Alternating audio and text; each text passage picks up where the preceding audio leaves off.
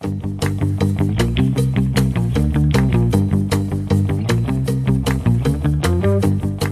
pemirsa, saya Lanang Pramunata dari program studi PFTV melaporkan secara langsung dari kampus ISI Bali.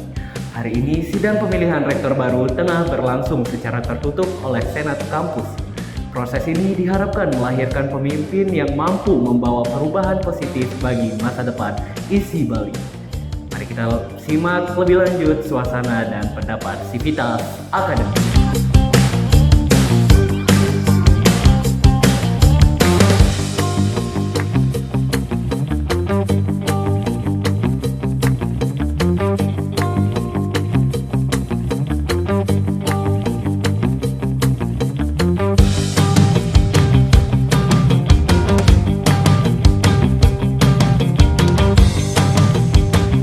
Nama saya Imade Bayu Pramana.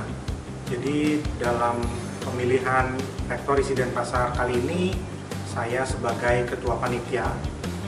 Oke, pertanyaan pertama, apa langkah-langkah yang diambil panitia untuk memastikan pemilihan ini berjalan dengan lancar?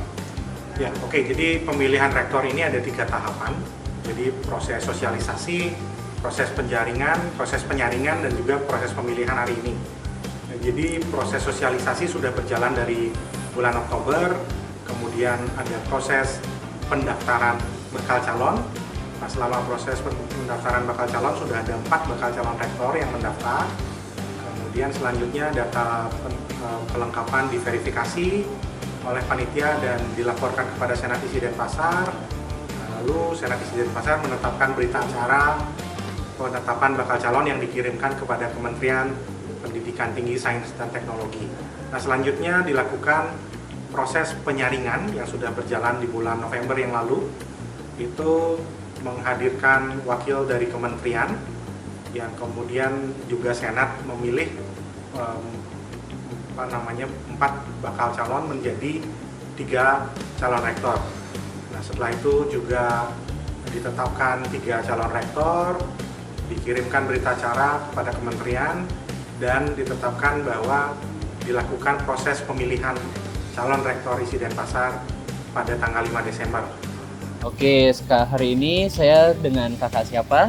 Saya Rizka Nela Rivalina, saya prodi produksi film dan televisi dari ISI Bali.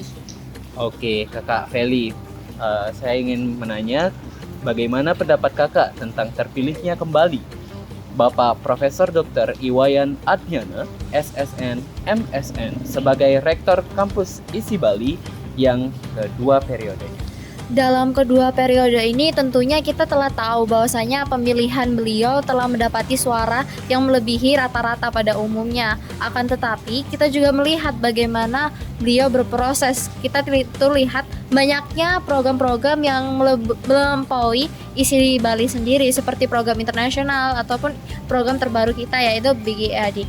Dan dari situ saya melihat bahwasanya beliau memang mempunyai kecakapan dalam melaksanakan tugasnya sebagai seorang rektor di ISI Bali. Oke, Kak.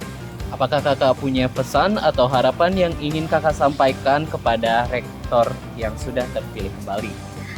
Pesan dan kesan, menurut saya sebagaimana saya sendiri hanya mendapati waktu sedikit untuk memahami atau mengenal beliau, jadi kesan yang ditimbulkan pun belum mendalam. Akan tetapi harapan yang bisa saya sampaikan sebagai seorang mahasiswa seni adalah bagaimana beliau meningkatkan kinerja dan beliau meningkatkan program-program berdasarkan seni yang berdasarkan manusia dan lingkungan, di mana kita sebagai mahasiswa juga sebagai seorang penggiat seni tentu memiliki banyak kesempatan yang lebih luas daripada program sebelumnya. Maka dari itu saya sangat berharap untuk rektor untuk melakukan hal yang lebih baik dan lebih mencakup luas, dan tidak hanya beberapa orang, tidak hanya segelintir saja, akan tetapi banyaknya orang yang dapat merasakan kesempatan yang sama gitu. Baik, terima kasih Kakak Feli. Terima kasih.